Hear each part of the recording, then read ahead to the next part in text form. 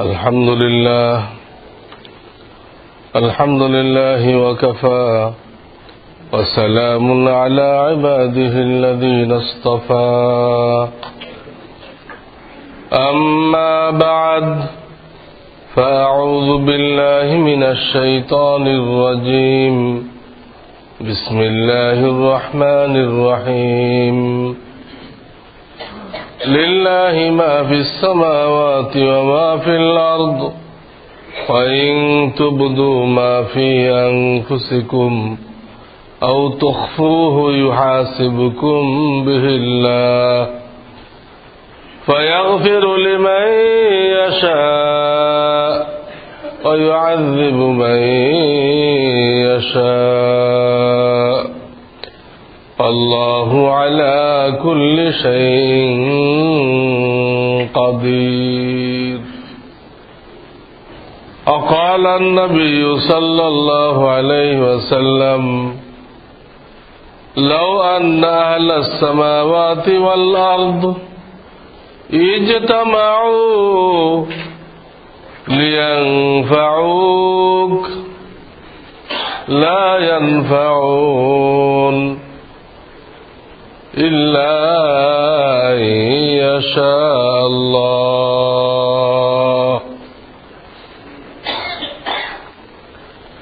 أو كما قال رسول الله صلى الله عليه وسلم. বুজুর্গান মুহতারাম, আলোচনা চলতেছিল আল্লাহ রাব্বুল আলামিন রূহের জগতে কিয়ামত তাক যত মানুষ দুনিয়াতে আসবে তাদের সকলকে একত্রিত করে নিজে নিজের পরিচয় দান করেছিলেন। মিশকাত শরীফে আরো বিভিন্ন কিতাবে লম্বা হাদিস আছে যে আল্লাহ নিজে নিজের পরিচয় দিয়েছিলেন যে আমি কে। সেই রূহদের মধ্যে তামাম আম্বিয়া ইকরাম আলাইহিমুস সালাম ইনারা ছিলেন, ওলামা ইকরাম ছিলেন, আউলিয়া ইকরাম ছিলেন, সাধারণ মানুষ ছিলেন, আজকে যারা ঈমান আনতেছে না তারাও ছিল, সবাই ছিল। আল্লাহ নিজেই নিজের কুদরত ক্ষমতা ব্যাখ্যা করলেন। ব্যাখ্যা করার পরে সকলকে জিজ্ঞাসা করলেন, এখন তোমরা বলো আমি কি তোমাদের পালনেওয়ালা নই? আলাস্তু বিরব্বিকুম। তখন কোন একটা রূহ বাকি ছিল না যে এই কথা বলে নাই, বালা অবশ্যই অবশ্যই আপনি আমাদের পালনেওয়ালা, আমাদের রব, আমাদের রব। সকলে স্বীকার করছিল। এই গেল রূহের জগতের কিস্সা। এরপর আল্লাহ কোরআন নাযিল করলেন। সেই কোরআনের প্রথম সূরা সূরা ফাতিহা, সেই সূরার প্রথম আয়াতের মধ্যে আল্লাহ রাব্বুল আলামিন যে আয়াতখানা নাযিল করলেন, আলহামদুলিল্লাহি রাব্বিল আলামিন, সমস্ত প্রশংসা ওই আল্লাহর জন্য যিনি সারা বিশ্বের প্রতিপালক।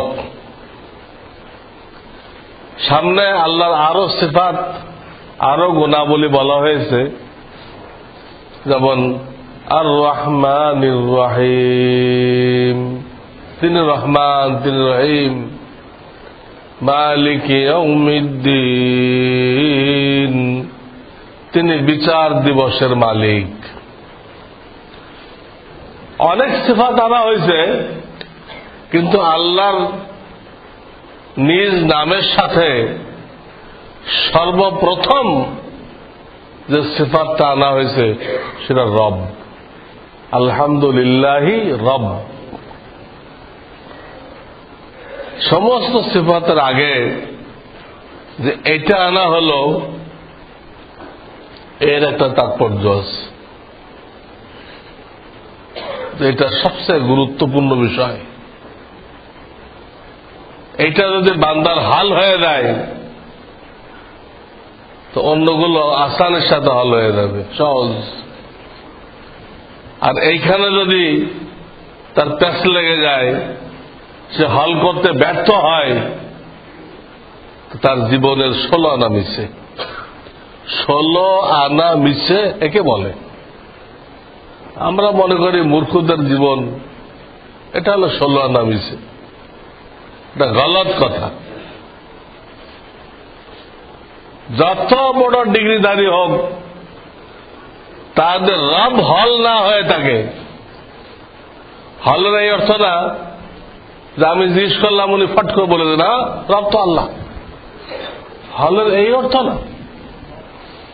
এটা তো কাফেররাও বলতে পারে, এটা কাফেররাও বলতে পারে। হলের এই অর্থ না। আমি গত জুমাতে কয়েকটা আয়াত শোনাইছিলাম। তুই কাফেরদের যদি জিজ্ঞেস করো আসমান জমিন কে বানাইছে, কে পালতেছে, কোন কাফের তাদের দেবদেবীর নাম বলবে না। কোরআনের আয়াত যে এটা গণেশ বানাইছে, এইটা সরস্বতী বানাইছে, এগুলো বলবে না। আল্লাহর কথা বলবে। এটা কোরআনের আয়াত। হাদিস দ্বারাও তাই বুঝিয়ে আসে। হাদিসের মধ্যেও আসছে যে ওই জামানায় আজদে শানুয়া একটা গোত্রের নাম। আজদে শানুয়া এই গোত্রে খুব প্রসিদ্ধ চিকিৎসক ছিল। প্রসিদ্ধ চিকিৎসক। বিশেষ করে উনি ব্রেনের চিকিৎসা করতেন ওই জামানায়। এই লোকের কাছে কে বা কাহারা খবর পাঠাইছে যে আমাদের মক্কাতে একটা যুবক, এর দিমাগ নষ্ট হয়ে গেছে, সে আবল তাবল কথা বলতেছে। এগুলো শুনে আমাদের সমাজের মধ্যে খুব বিশৃঙ্খলা হচ্ছে। আপনি যেহেতু এই লাইনে চিকিৎসা করেন, আপনি যদি একটু আসতেন। তো বেচারা আসছে। এসে নবীজি সাল্লাল্লাহু আলাইহি সাল্লাম ওনার সাথে দেখাও করছে।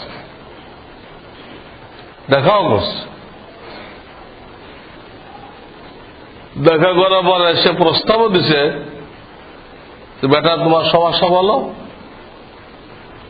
আমি একজন চিকিৎসক, আমি তোমাকে চিকিৎসা দিব। লাআল্লাল্লাহ আইয়ানফাউক, হইতে পারে আমার চিকিৎসার দ্বারা আল্লাহ তোমাকে সুস্থ করে দিবেন।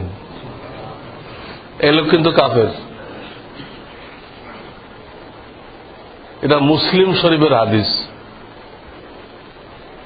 সিয়াসতের মধ্যে 6টা যে বিশুদ্ধতম কিতাব, দ্য সেকেন্ড,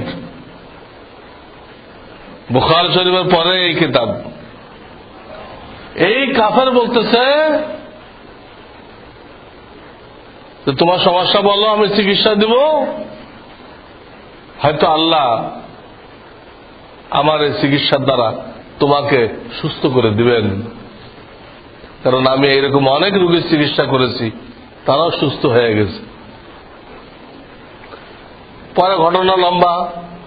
নবীজি তাকে কিছু কথা শোনাইছেন। কথাগুলো কি?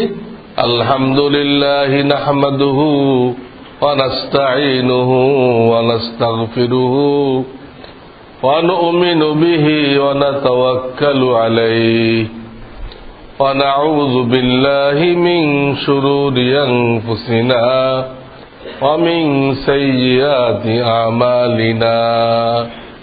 এটা আমরা খুতবাতে পড়ি। এই কথাগুলো নবীজি ওই চিকিৎসককে শোনাইছে।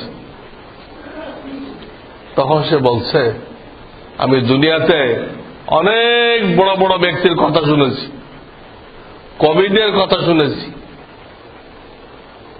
রাজা বাদশাদের কথা শুনেছি, বড় বড় ব্যক্তিদের কথা শুনেছি, কিন্তু খোদার কসম তুমি আজকে যে কথাগুলো আমাকে শোনাইলা এইটা আমি আর শুনি নাই।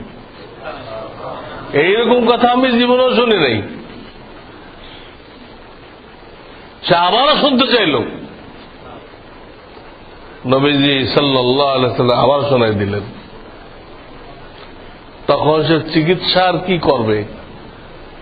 সে বলল, ইয়া রাসূলুল্লাহ, হাত বাড়ান, আমি আপনার হাতে হাত রেখে আপনার ধর্ম গ্রহণ করব। জিমাদ মুসলমান হয়ে গেল, মুসলমান হয়ে গেল, এক আল্লাহ বিশ্বাসী হয়ে গেল। এই পুরা ঘটনাটা উদ্দেশ্য না এই মুহূর্তে। আমার উদ্দেশ্য হলো, সে বলতেছে চিকিৎসা আমি দিব, আল্লাহ সেবা দিবেন। তাহলে আমরা মুসলমান হয়ে মেহনত করে যেখানে পৌঁছছি, সেখানে তো তারা আগেই পৌঁছেছিল। মক্কার কাফেররা পর্যন্ত আসমান জমিন নিয়ে প্রশ্ন করলে আল্লাহকে দেখাইছে। চিকিৎসাবিদ বলতেছে, আমার চিকিৎসা তো কিছু হবে না, আল্লাহ তোমাকে সেবা দান করবেন। তারা আল্লাহকে বিশ্বাস করতেছে, কিন্তু এটা কিন্তু ঈমান হইতেছে না। এর একটাকে ঈমান বলা হয় নাই। ঈমান হলো এটা যে আল্লাহ কোন বস্তুর মুখাপেক্ষী না। যদিও পরীক্ষা নেওয়ার জন্য তিনি একটার মাধ্যমে একটা ঘটান, আমাদের পরীক্ষা নেওয়ার জন্য আমরা আল্লাহর কুদরতে কতটুকু বিশ্বাস করি, এই পরীক্ষা নেওয়ার জন্য একটার মাধ্যমে একটা ঘটান। স্বামী স্ত্রীর মেলামেশা হয়, আল্লাহ সন্তান দান করেন। আজকে আমরা এটাই বিশ্বাস করব যে মানুষ তৈরি হওয়ার জন্য এটাই জরুরি? তাহলে আদম আলাইহিস সালাম কেমনে হইলেন? ওনার বাপও নেই, মাও নেই, পুরুষও নেই, মহিলাও নেই। হাওয়া কেমনে হইলেন? ওনার তো পুরুষের সাইড আছে, মহিলার সাইড নেই। ঈসা আলাইহিস সালাম কেমনে হইলেন? ওনার মহিলার সাইড আছে, পুরুষের সাইড নেই। যদিও আমরা দেখতেছি স্বামী স্ত্রীর মেলামেশায় সন্তান হয়, কিন্তু বিশ্বাস রাখতে হবে যে আল্লাহ রাব্বুল আলামিনের কুদরত, তার শক্তি এর ঊর্ধ্বে। তিনি এটা ছাড়াও মানুষ তৈরি করতে পারেন, এটা ছাড়াও মানুষ তৈরি করতে পারেন। এক হাদিসে আসছে, জাহান্নামীরা জাহান্নামে যাওয়ার পরে, জান্নাতীরা জান্নাতে যাওয়ার পরে দোজখীরা দোজখে চলে যাবে।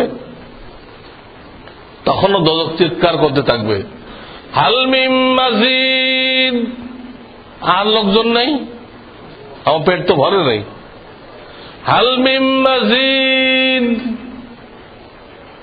তো আল্লাহ তাআলা কুদরতে পাও দোজখের উপর রেখে দিবেন। তখন দোজখ বলবে কত কত কত, বাংলাতে বাস বাস, পেট ভরে গেছে। তো বেশ তো তখন দাবি করবে, আবার তো পেট ভরে নাই, আমার মধ্যে বহু সিট খালি রয়ে গেছে। তখন আল্লাহ রাব্বুল আলামিন আরো কিছু মানুষ তৈরি করবেন।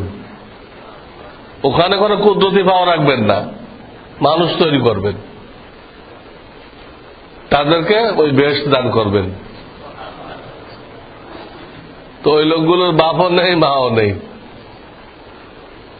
আল্লাহর কুদরতে তারা জান্নাতের মালিক হয়ে গেছে। কিন্তু আমরা জান্নাতে যে স্বাদ ভোগ করব, এইটা তারা ভোগ করতে পারবে না। কারণ দুঃখ যদি কেউ না দেখে থাকে, তাহলে শান্তি কি জিনিস এটা সে উপলব্ধি করতে পারে না। দুঃখ কি জিনিস, বিপদ আপদ কি জিনিস, এগুলো আমরা দেখছি সারা জীবন।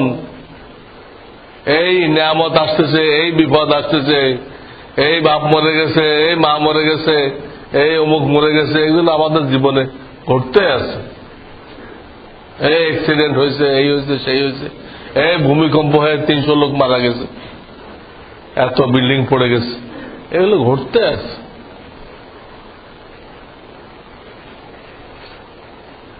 তো আমরা যেহেতু দুঃখ দেখছি, দুঃখ বরদাস্ত করছি, আমরা এটা বুঝব। আমার বলার উদ্দেশ্য যে মানুষ তৈরি করার জন্য আল্লাহ স্বামী স্ত্রীর মুখাপেক্ষী না। যদিও তিনি মাধ্যম বানায় করতেছেন, ওইটাই আপনার আমার পরীক্ষা, যে আপনি আমি ওইখানে আটকায় থাকি না আর একটু আগে বেড়ে আল্লাহর উপরে কি নামি, এটা দেখার জন্য, এটা দেখার জন্য, এটাই বান্দার পরীক্ষা। তো রুহের জগৎ এটা হাল করে দিলেন, কোরআন নাজেল করেও কি করলেন, এটা হাল করলেন। আবার কবরে যায় এটাই সওয়াল হবে।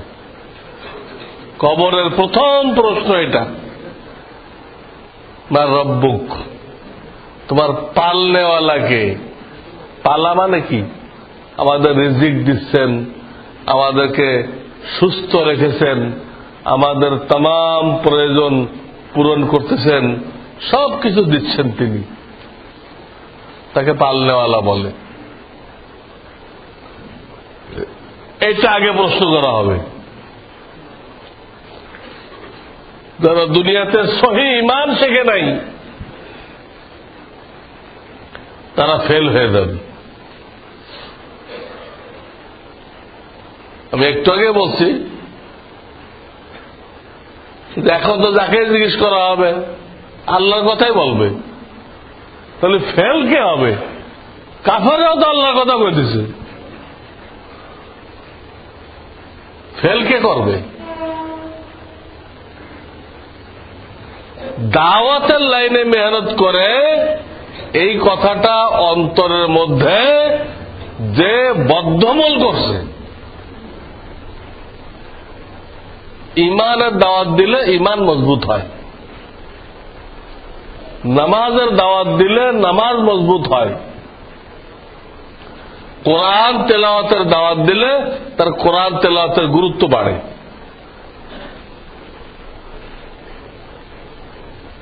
কথার কথা এই মুহূর্তে আপনার মুখে দাঁড়িয়ে নেই, কিন্তু শরিয়ত আপনাকে বলতেছে আর 10 ভাই যাদের দাড়ি নেই তাদেরকে তুমি দাড়ি রাখার দাওয়াত দাও। আপনার কিন্তু নেই দাড়ি, দাড়ি রাখা একটা দায়িত্ব, ও দাওয়াত দেওয়া একটা দায়িত্ব। দাড়ি না রাখা অবস্থায়ও ওই দায়িত্বটা মাপ নেই। তো দাওয়াতের লাইনে, ইমানের দাওয়াতের লাইনে দুনিয়াতে যারা মেহনত করছে তারা ওই কবরে, হাসরে, সব জায়গায় এই প্রশ্নের উত্তর দিতে পারবে, এই প্রশ্নের উত্তর দিতে পারবে যে আমাদের রব আল্লাহ। কারণ আল্লাহর দয়া মায়া তারা দুনিয়াতে প্রত্যক্ষ করছে। হাসরের ময়দানে আল্লাহ এক পরীক্ষা নেবেন বান্দার। প্রথমে এক শুরুতে আসবেন এবং ভয়ঙ্কর আওয়াজে বলবেন ইন্নানি আনাল্লাহ, আমি তোমাদের রব, আমি তোমাদের আল্লাহ। মুমিনরা অস্বীকার করবে, না আপনি আমাদের আল্লাহ না, আজিব হাদিস। তো আল্লাহ আর এক শুরুতে আসবেন, আবার ওই কথা বলবেন, একই কথা। তো সবাই স্বীকার করবে মুমিনরা, হ্যাঁ আপনি আমাদের আল্লাহ, আপনি আমাদের রব, সবাই স্বীকার করবে। অথচ দুবার কিন্তু একই কথা বলবে, একই কথা বলতেছে, কিন্তু একবার অস্বীকার করলো কেন, আর একবার স্বীকার করলো কেন? পার্থক্য কি? পার্থক্যটা প্রথমটা ছিল অত্যন্ত ভয়ঙ্কর ভাষায়, কর্কশ ভাষায়। তো বান্দা আল্লাহর যে দয়া মায়া প্রত্যক্ষ করছে, দুনিয়াতে ভোগ করছে, ওই দয়া মায়ার সাথে ওই আওয়াজটার কোনো মিল খাবে না। তখন সে মনে করবে যে না, আমার আল্লাহ এরকম তো হইতে পারে না। আসলে কিন্তু আল্লাহ ওইটা, কিন্তু ওই আওয়াজের সাথে মিল করতে পারবে না। এখন আমি আপনাদের হাদিসটা শুনাই দিচ্ছি, কিন্তু হাসর ময়দানে আমি যখন সে আওয়াজটা শুনবো, আমিও অস্বীকার করবো। হাদিস আপনাদেরকে শোনাই দিচ্ছি আমি, বুখারী শরীফের হাদিস। কিন্তু দ্বিতীয় আওয়াজটা আল্লাহর সে দয়া মায়ার সাথে তিনি যে পালনেওয়ালা, এটার সাথে সাংঘাতিক মিল, সাংঘাতিক মিল। এই মিলের কারণে তো সমস্ত মুমিনরা এক বাক্যে স্বীকার করবে, হ্যাঁ আপনি আমাদের আল্লাহ। কাজেই দাওয়াতের লাইনে মেহনত করে এই জিনিসটা পয়দা করতে হবে। আমি বয়ান করলাম, আপনারা মুখস্থ করলেন, এতে কবরে মার রব্বুকা এই প্রশ্নে পাশ করা সম্ভবপর না। তো লাইন মতো মেহনত করতে হবে, ব্রেনে বসাইতে হবে যে আমি যে সৃষ্টি জগৎ দেখতেছি এর কারো কোনো ক্ষমতা নেই, এর থেকে না হইতে দেখতেছি যে আল্লাহর হুকুমে। আমি সৃষ্টি জগৎ থেকে যা কিছু হইতে দেখতেছি এদের কারোর কোনো ক্ষমতা নেই, এদের কারোর নিজস্ব কোনো ক্ষমতা নেই। যা ঘটতেছে কার হুকুমে? আপনি দেখতেছেন জমিনে ফসল হয়, তারপর ইয়াকিন হইতেছে জমিনের ফসল দেওয়ার ক্ষমতা আছে, কিন্তু এটা গলত ইয়াকিন, এটা গলত ইয়াকিন। জমিনের ফসল দেওয়ার ক্ষমতা থাকলে অনেক বছর ফসল নষ্ট হয়ে যায় কেন? কোনো ফসল হয় না, পুরা ক্ষেত নষ্ট হয়ে গেছে। বা আমার জমিনে 1 বিঘাতে 10 মণ হলো, আপনার জমিনে 2 মণ হলো কেন? জমিনের ক্ষমতা থাকলে? বিলকুল ক্ষমতা নেই। এটা আল্লাহর কুদরত জাহের হওয়ার জায়গা, যেখান থেকে জাহের হয় ওর নিজস্ব কোনো ক্ষমতা নেই। ক্ষমতা কার কাছে? আল্লাহর কাছে। ছুরির কাটার ক্ষমতা আছে, আমরা দেখতেছি বাহ্যিক দৃষ্টিতে, আমাদের দেখা দেখে যেটা বিশ্বাস করতেছি এটা ভুল, যে ছুরির কাটার ক্ষমতা আছে। আসলে ছুরির কাটার নিজস্ব ক্ষমতা নেই। আল্লাহ একটা অর্ডার দিয়ে রাখছেন, তুমি কাটো, ও কাটতেছে। যে আল্লাহ এটাকে ই করবেন, ব্রেক করবেন, তো কাটবে না। তাহলে ইব্রাহিম খলিলুল্লাহ কত ভাবে চেষ্টা করলেন, কত ভাবে চেষ্টা করলেন হযরত ইসমাইলকে জবাই করার জন্য। গলার এই পাশটা চেষ্টা করলেন, হলো না। আবার উপর করে ছুরি আরো ধার দিয়ে চেষ্টা করলেন, হলো না। কেন হলো না? কেন? ছুরির যদি নিজস্ব ক্ষমতা থাকে তো ছুরি তো চালাইতেন, কাটে নাই তো, শুধু কাটলো না। এরা তাদের ক্ষমতা প্রকাশ করার জন্য আল্লাহর হুকুমের মোকাবেক প্রত্যেকটা মখলুক। ওইটা আমি হাদিস পড়ছিলাম, খুতবাতে হাদিস পড়ছি। নবী করিম সাল্লাল্লাহু আলাইহি ওয়াসাল্লাম বলেন, হে আব্দুল্লাহ ইবনে আব্বাস, হুজুরের চাচাতো ভাই, আসমান জমিনের সমস্ত মখলুক যদি একত্র হয় তোমাকে একটু উপকার করার জন্য, আর আল্লাহর ফয়সালা না থাকে তো তারা তোমাকে উপকার করতে পারবে না। কিন্তু আল্লাহ যদি উপকার করতে চায় আসমান জমিনের কেউ ঠেকাইতে পারবে না। আবারও বললেন, আসমান জমিনের সমস্ত মাখলুক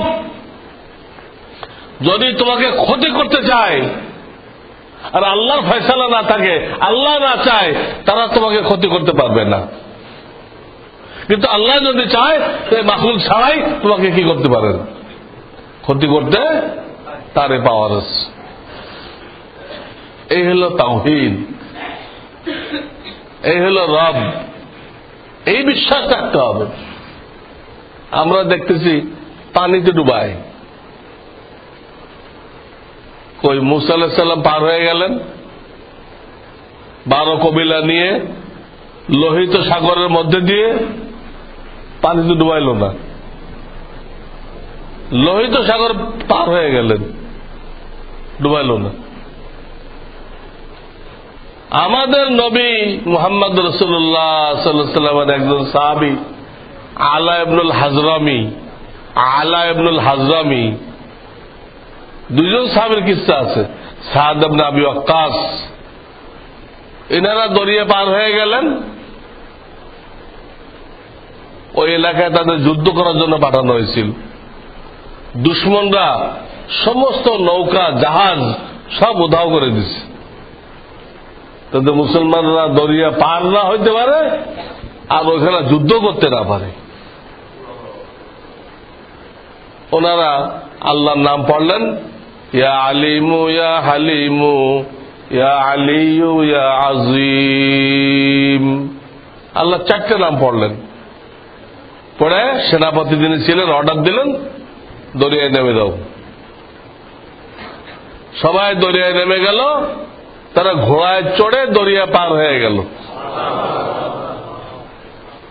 কোন ঘোড়া পানির মধ্যে তলায় যায় নেই। তাহলে আমরা যে দেখি পানির তলানোর ক্ষমতা আছে কোথায়, ডুবানোর ক্ষমতা কোথায়? আসলে ওখানে আল্লাহর হুকুম কাজ করতেছে। সচরাচর যে পানি ডুবাইতেছে কিসে কাজ করতেছে? আল্লাহর হুকুম। ওই দেখে আল্লাহ হুকুমটা উড্র করছেন, তো পানি তলায় নাই, একজনকেও ডুবায় নাই, একজনকেও না। আমরা দেখি যুদ্ধ লাগলে যাদের অস্ত্র বল বেশি, অস্ত্র বল, তারা যুদ্ধে জয়লাভ করে। কিন্তু আপনি ইসলামী ইতিহাস পর্যালোচনা করেন, বদরের যুদ্ধে 313 জন, 2-4টে তলোয়ার আছে মাত্র, বাকিদের কাছে তলোয়ার নেই। তারা মূলত যুদ্ধ করতে বেরোয় নাই। কাফেরদের একটা ব্যবসায়ী কাফেলা রেখেছিল, ওদের পাকড়াও করতে পাঠাইছিল। কেন? ওহী আসছিল যে এইবার যে তারা ব্যবসা করতে আসছে, এই মাল তারা ওয়াকফ করে দিছে ইসলামকে উৎখাত করার জন্য। এবার সামদেশের থেকে যে মাল আসবে মক্কাওয়ালাদের, এই মাল তারা লাভ ভোগ করবে না। টোটাল লাভটা ব্যয় করবে কোথায়?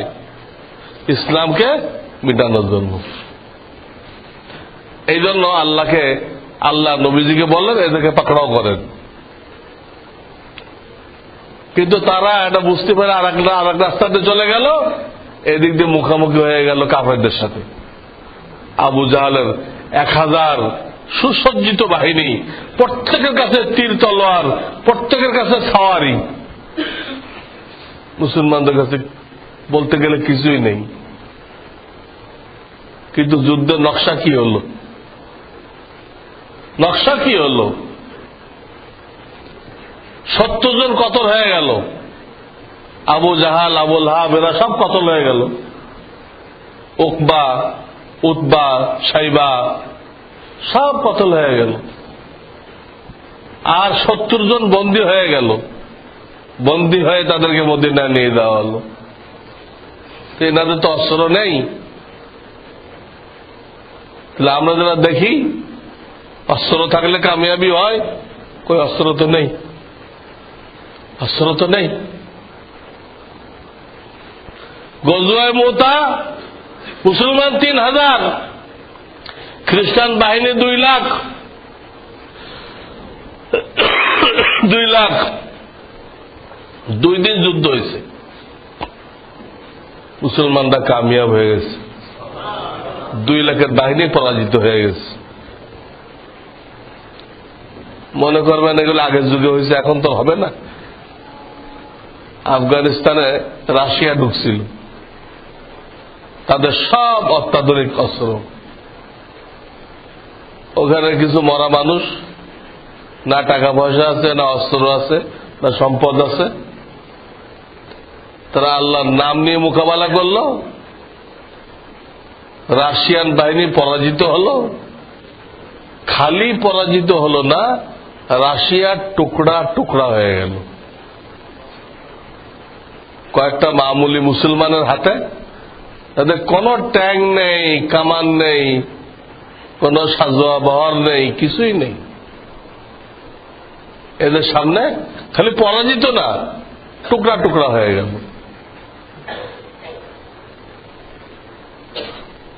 আর বাকিটা দেখার জন্য অপেক্ষা করেন। আমি এখন ভবিষ্যৎবাণী করব না, আপনারা দেখার জন্য অপেক্ষা করেন, ঘটার পরে বলা হবে ইনশাআল্লাহ। মুসলমানদের মোকাবেলায় যে আসবে, যে মুসলমান ইমানদার হয় আর তাদের কাছে কাফেরদের সবার হাতিয়ার না থাকে, কোনো অসুবিধা নেই, আল্লাহ তার কুদরত দিয়ে মুসলমানদেরকে জয়লাভ করে দেখাই দিবে। কিন্তু শর্ত হল মুসলমান হইতে হবে। ওয়ালা তাহিনু ওয়ালা তাহজানু ওয়া আনতুমুল আলাউন ইন কুনতুম মুমিনিন। সব জায়গায় একই শর্ত লাগাইছে, তুমি যদি মুমিন হও তোমার কোনো ভয় নেই, তোমার কোনো চিন্তার কারণ নেই। কিন্তু শর্ত কি? ইন কুনতুম মুমিনিন, তুমি যদি মুমিন হও। একটা শর্ত লাগাইছে, ইমানদার হইতে হবে। আজকে এই জায়গায় আমাদের দুর্বলতা, ইমানের লাইনে আমাদের মেহনত নেই। কোরআনের লাইনে কিছু আছে, নামাজের লাইনে আছে, হালাল হারামের লাইনে আছে, আমরা মসজিদ বানাই, আমরা মাদ্রাসা বানাই, এসব লাইনে টুকটাক মেহনত আছে। কিন্তু সবচেয়ে কম মেহনত আমাদের ইমানের লাইনে, দাওয়াতের লাইনে আমাদের মেহনত কম। এবং এটাই একমাত্র কারণ যে আমরা দুনিয়াতে বিভিন্ন জায়গায় যে মায়ের খাইতেছি কাফেরদের হাতে, তার গোড়া এইটা। বিভিন্ন জায়গায় কাফেরদের সাথে যুদ্ধ হইতেছে, কিন্তু ইমানি শক্তি না থাকার কারণে তারা কামিয়াব হইতেছে না। দেখলেও পার্থক্য করা যায় না যে কোনটা কাফের বাহিনী আর কোনটা ইমানদার বাহিনী। কারণ চেহারা, ছবি, লিবাস, পোশাক কাফের রোজা, মুসলমান রোজা। ইমান তো নেই। বাহ্যিকভাবে দেখে আপনি পার্থক্য করবেন যে এই গ্রুপটা হলো মুসলমানদের গ্রুপ আর এটা কাফেরদের গ্রুপ, এটাও পার্থক্য করা যেতেছে না। একই লিবাস, মহিলাদের একই পোশাক, সব এক। এই জন্য ভাই, এই লাইনে মেহনত করে আল্লাহ থেকে হয়। আমরা যার থেকে দেখতেছি চাকুরির থেকে হয়, কেউ দেখতেছে চাকুরি তাকে পালতেছে, কেউ দেখতেছে ভাষা ভাড়া তাকে পালতেছে, কেউ দেখতেছে ব্যবসা তাকে পালতেছে, কেউ দেখতেছে জমিন তাকে পালতেছে। খোদার কসম, এর একটাও পালনেওয়ালা না, এরা রব্বুল আলমিনের পালনেওয়ালার পিয়ন। পালনেওয়ালার পিয়ন, কারোর থেকে কিছু হয় না আল্লাহর হুকুম ছাড়া। আল্লাহর হুকুম না হলে কারোর থেকে কিছু হয় না। এই বিশ্বাসে আসতে আসতে হবে। আর এটা শুধু আমি বয়ান শুনলে আসবে তা না, জানা হলো, কিন্তু এটা পয়দা করার জন্য আপনাকে ওই ওষুধ খাইতে হবে। অর্থাৎ দাওয়াতের লাইনে আপনাকে কদম রাখতে হবে, মানুষকে দাওয়াত দিতে হবে, মানুষকে আহ্বান করতে হবে। তখন সত্যিকার অর্থে আমাদের দিলে পাহাড়ের মতো মজবুত হয়ে বসে যাবে যে আমাদের পালনেওয়ালা একমাত্র কে। আর যা দেখতেছি এগুলো সহি না, গলত দেখতেছি, গলত দেখতেছি। চোখে গলত দেখে না, কানে গলত শোনে না, মুখে গলত বলে না। আপনি একটা বলতে চাইছেন, মুখে আরেকটা বের হয় না। আপনি একটা শুনলেন, সে কয় না আমি ওইটা কই নাই, আমি এটা কইছি। আপনি ভুল শুনছেন। চোখে ভুল দেখে না, না কমলাপুর যান, একটা রেল দাঁড়ায় আছে, ওটাতে আপনি বসা, আর রেল 5টা চলতেছে, আপনার চোখ কি ডাকবে? আপনারটা চলতেছে আর ওটা দাঁড়ায় আছে। যার একই না হয় যান, কমলাপুর তো আপনাদের একদম কাছে। দুটো ট্রেন এক জায়গায়, একটা থেমে আছে, একটা সাইড দিয়ে চলে যেতেছে। থামার লোকেরা মনে করতেছে তাদেরটা চলতেছে, আর চলাটা কি মনে করতেছে?